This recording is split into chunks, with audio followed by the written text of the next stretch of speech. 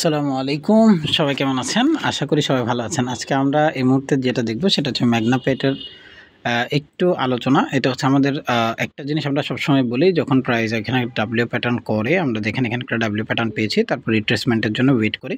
তো এখানে 61 এর লেভেল কাছাকাছি, এখানে 50 এবং এইটা 61 কোনো একটা লেভেল এবং 78 এর লেভেলের পরে সে কোনো একটা জায়গা থেকে সে সাপোর্ট করে উপরের দিকে উঠেছে। আচ্ছা, এখন যখন উপরের দিকে যাচ্ছে, আমাদের কাছে মেজর রেসিস্ট্যান্স হিসেবে যে প্রাইসগুলো আছে ওগুলো হচ্ছে প্রথমটা হচ্ছে 25 টাকা 12 পয়সা। আমি আপনাদেরকে একটু দেখিয়ে দিই।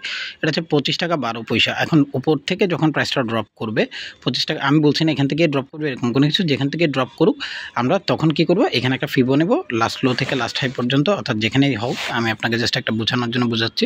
সেটা হচ্ছে এখান থেকে ধরেন আমার প্রাইস গেলে এটুকু, একটা কথার কথায় 26 টাকায় ধরলাম, হ্যাঁ, একদম কাটা 26 টাকা ধরলে আমরা দেখতে পাচ্ছি 61 এর লেভেল হচ্ছে 22 টাকা 2 পয়সা। এই লেভেলগুলো আমাদেরকে খুব ইম্পর্টেন্টলি কাজ করবে।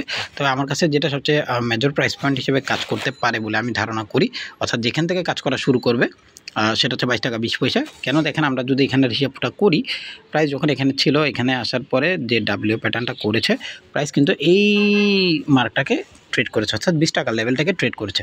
তো 20 টাকা থেকে 24 টাকা গিয়েছে, এখান থেকে যখন 26 টাকা 28 টাকা যেখানে যাক, আমরা কী করবো, আমাদের মেজর প্রাইস পয়েন্টটা 61 এবং 78 যে লেভেলগুলো আছে এগুলোকে টার্গেট করে দেন করবো। এবং আমার কাছে মেজর প্রাইস ছিল 18 টাকা 58 পয়সা, এই কারণে আমি আসলে এটা নিয়ে অনেক বেশি আগাইনি।